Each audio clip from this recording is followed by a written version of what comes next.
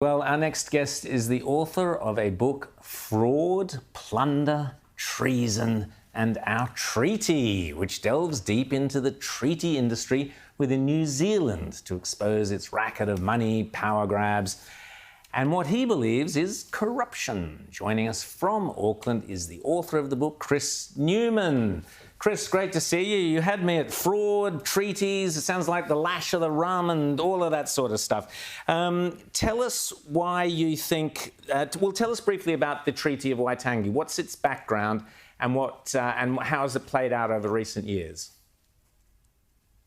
Well, thank you. Well, welcome to New Zealand and our whole story here, which is a little bit complicated. In 1840, the chiefs and tribes had really begged the British Crown to give them a treaty because the previous 3 decades they'd been on a rampage, an arms race, where they'd slaughtered somewhere between 30 and 40% of their own kind and eaten them at a series of military engagements where there was only Maori on Maori using muskets purchased in Sydney. And they were so desperately tangled in this racket of murder, they call it utu. Tribal law says utu, payback. They couldn't stop it. It was like a runaway snowball.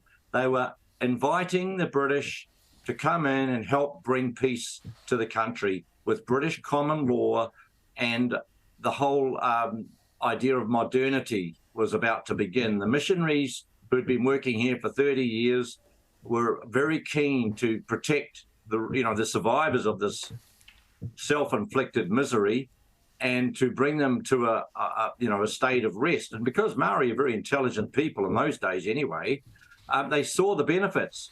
So they signed away their sovereignty, as it were, their chiefly sovereignty, to accept the higher sovereignty of British common law, which, of course... So I'll just stop you there. So the Maori, there were various tribes who signed the treaty with the English, with the Crown, and who else? Now, and I'll just also pick you up. Obviously, there are many very intelligent Maori to this day, Chris, but I take your point that the signing of the treaty was an intelligent act because it brought peace. So you're saying it brought peace to the warring tribes back in the mid-1800s, and that was the purpose of it. The purpose of it was to bring peace to warring tribes. Okay, so fast forward to the 1970s, and the treaty was then looked at again. So what happened then? Well, the treaty in 1840 was between 3 parties, the Queen, the chiefs and tribes, and all the people in New Zealand. In 1975, a very clever parliamentarian named Matthew Rata passed a document into the Parliament as if it were the treaty, but it was neither a draft nor a translation. It was a report written by one James Freeman, and he pretended it was the treaty. But the treaty is in Maori, not English. So this fake English document was passed as a fraud. So the Parliament since 1975 has been in a fraud because it's passed a fake document. And in that document, it said that the lands and estates and forests and fisheries, the chiefs and tribes had very special rights to those, and that it all implied that it was just the Queen and the chiefs. The Queen and the Maori. So is this how we got to the people? So is this how we got to the situation today of the 3 waters, where the water rights are now being taken out of councils and handed back to different tribes? So is that? So you talk about fraud, you talk about plunder and treaty. So what are the today? Because we'll run out of time shortly. What are the ramifications today of this water regulation and how it relates to the Treaty of Waitangi? It's an asset grab. It's a fanciful idea that all the chiefs and tribes were in a contract with the Queen. But modern Maori are mixed blood. They're all mixed race people. So they aren't chiefs and tribes. In fact, I think the chiefs and tribes would chastise heavily their descendants of mixed blood who are trying to undo all the unity, all the marriages and so on.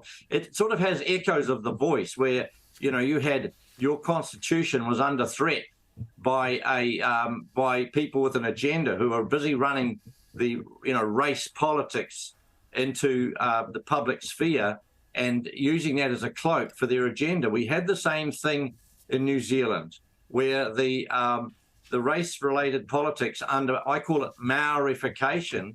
Behind it, there's a whole lot of guys who are making big money out of this. So in New Zealand, billions of dollars have been transferred that belong to the people of New Zealand into the hands of corporate, what we call corporate iwi, which is tribal leaders, lawyers, accountants, social workers, a whole range of people who feed off the body of the Commonwealth of the people, and they don't have any mandate.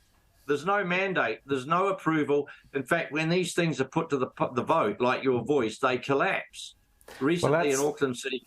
Oh, sorry, yes? No, that's fascinating. So, Chris, we've got to leave it there. So, basically, your book, Fraud, Plunder, Treason and Our Treaty, it's fascinating because it does look at what we avoided here in Australia by voting no to the voice. There is an entire kind of undemocratic approach to property rights, water rights and so on, going to big organisations, which I think people should read your book. Fascinating story, particularly the history there. Thank you so much, Chris, for coming on Outsiders today.